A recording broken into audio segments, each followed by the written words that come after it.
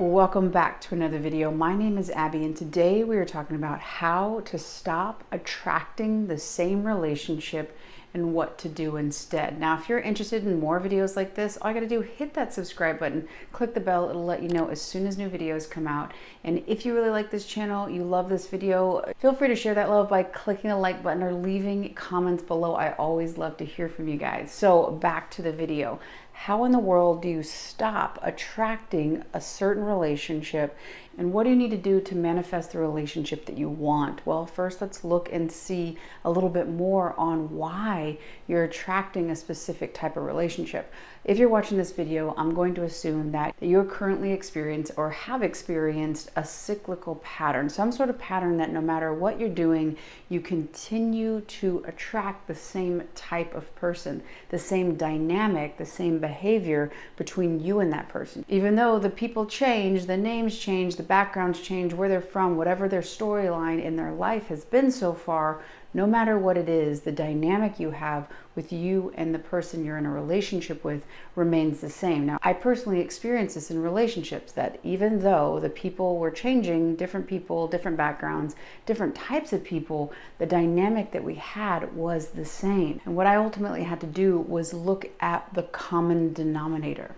Now, do you know what the common denominator is in the relationships you've had? The common denominator, dramatic drum roll, is you. That can be something that's hard to understand. Now, I will give a disclaimer that nobody ever deserves abusive relationship in terms of physical abuse, emotional abuse, verbal abuse, anything like that. So when I'm talking about you attracting certain things, I am never implying that you are attracting violence or that you have done something to deserve that. So I want to make sure that everyone is clear that if that is happening in your life right now, that is not a reflection of your value ever, and no one deserves or needs to be treated that way.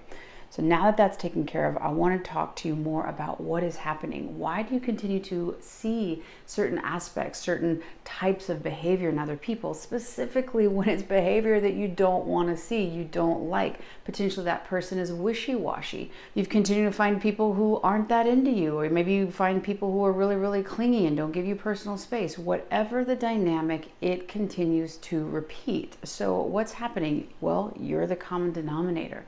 And if you know Neville Goddard's work, you know the idea that everyone is you pushed out. So my concept today is basically that your romantic partner is helping you see something.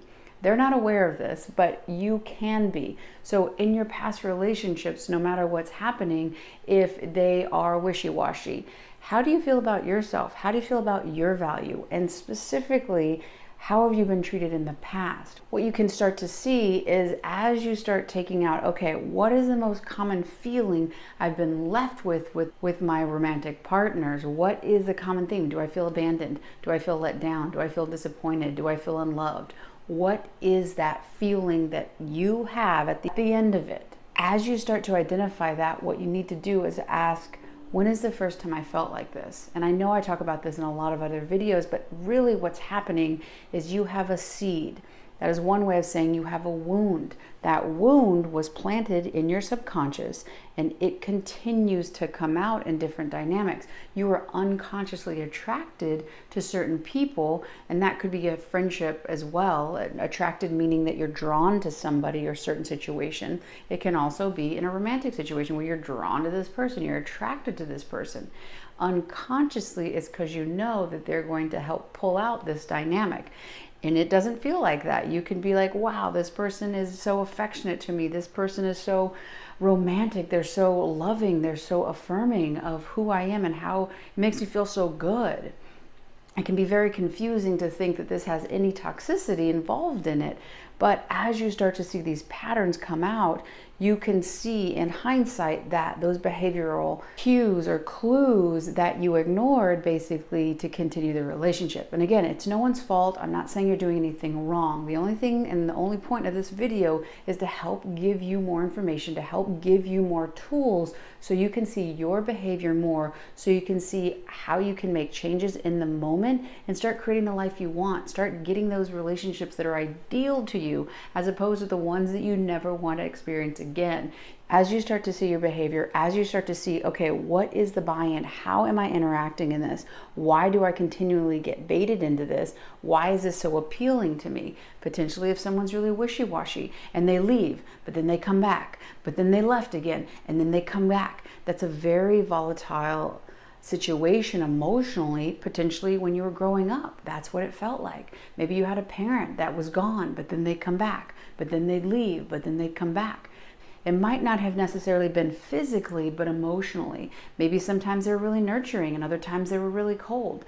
And there was a huge inconsistency. And so therefore, what you're looking for externally on an unconscious level is someone to play out that pattern so that you can open your eyes and become aware of that. Go back into that wound, heal it, bring understanding, reason on it, because essentially what could have happened when you were younger is a dynamics playing out where the person's there, they're gone, they're there, they're gone.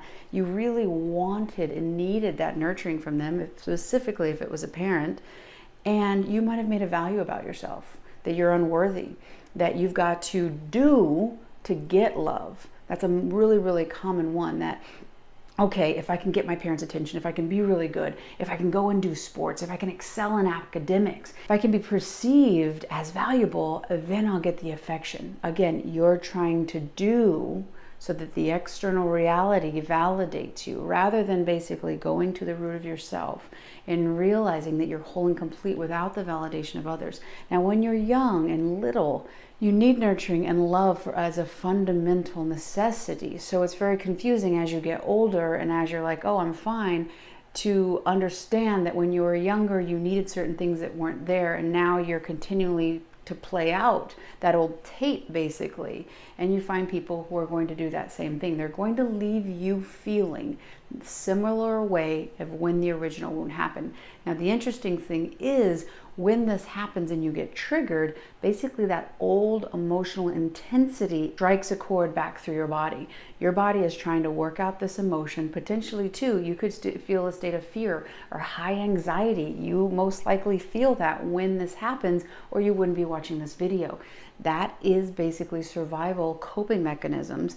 Your body is trying to keep you safe, trying to let you know that there is a very deep emotional wound or need that has to be addressed in order for you to move on in a peaceful manner. So as you're stuck currently right now, and the only reason you're stuck is because you don't quite have awareness of what's happening. You can't see yourself. You keep looking out thinking that that's where the answer is. And actually the answer is inside of you. And starting to see these external things as clues to turn it back around to see yourself, you reach outside yourself, just as you learned to do when you were smaller. And again, there's no right or wrong that has been done. It's simply what has happened. And the best thing you can do is use these things as indicators. Why is it that you're attracted to people who are emotionally unavailable? Did you have a parent who was emotionally unavailable? Look and see what your buy-in is. Do you want to prove, okay, maybe if I can get them to show me attention, then I'll feel valuable, then I'll feel good, because they're so out of reach that if I get them, I succeed, I win, I have that prize.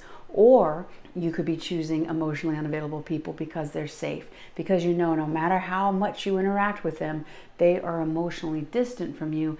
And it could be scary for somebody to be emotionally close to you. You could actually fear intimacy. And when I use the word intimacy, it has nothing to do with a sexual aspect. It has to do with letting somebody see into you and you seeing into them, being completely and totally yourself. I come from a fear of intimacy, afraid of people to really see me. And so opening up and being authentically myself, and all of my positive and negative and everything in between, letting somebody fully accept that and embrace me and love me in that has always been a very hard thing that I'm learning more about and accepting as part of myself.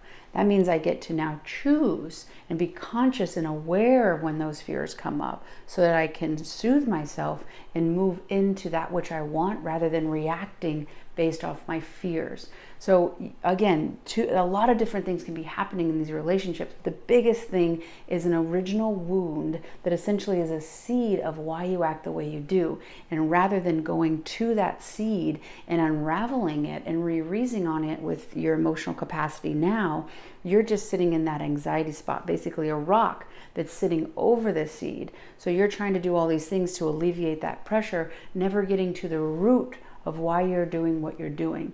So one way Dr. Joe Dispenza talks about is an electrical magnetic signature. You're sending that out of a fear of intimacy or being abandoned or potentially having someone emotionally unavailable because that's what you had in your past. So you're thinking and feeling that even at an unconscious level. You're sending that into the quantum field. The quantum field then is echoing it back to you and giving you people, situations that are going to demonstrate that abandonment, that emotional unavailability.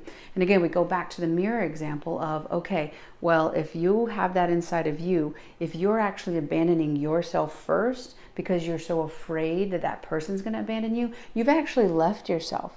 And you're thinking that if they accept you, then you'll feel good. If they do this, then you'll do that. Meaning that you don't have the power, meaning that you have abandoned yourself.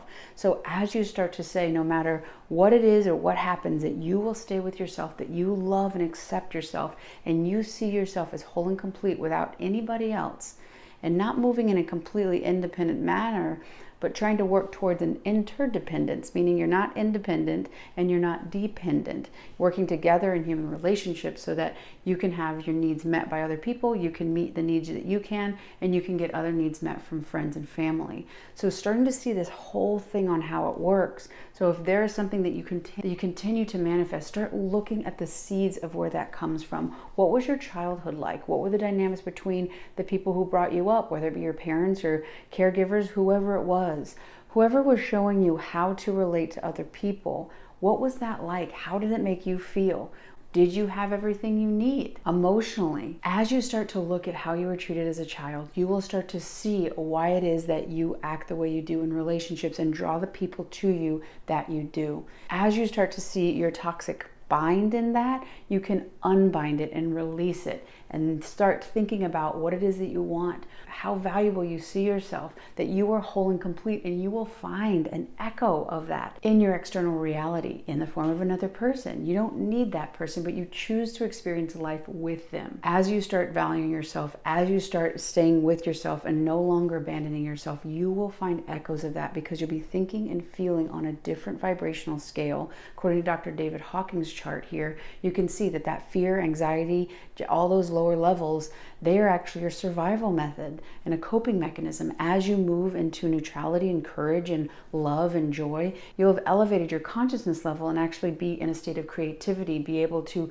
create the life that you want, be in that joy and see that echo of you reflected back in your external reality. Your life is a gigantic mirror, a giant echo. Whatever you send out is going to be pulled back to you on a deep unconscious level. Subconscious beliefs, unconscious beliefs, they will be manifested in your reality and your relationships. As you bring awareness and light and love into those unknown parts, you will then bring consciousness to it and start to see your behavior, and whether it be reactionary, you'll get to make a new choice in that moment. I really hope you've enjoyed this video. If you have, hit subscribe. If you haven't done so already, like this video, and I'll see you on the next one.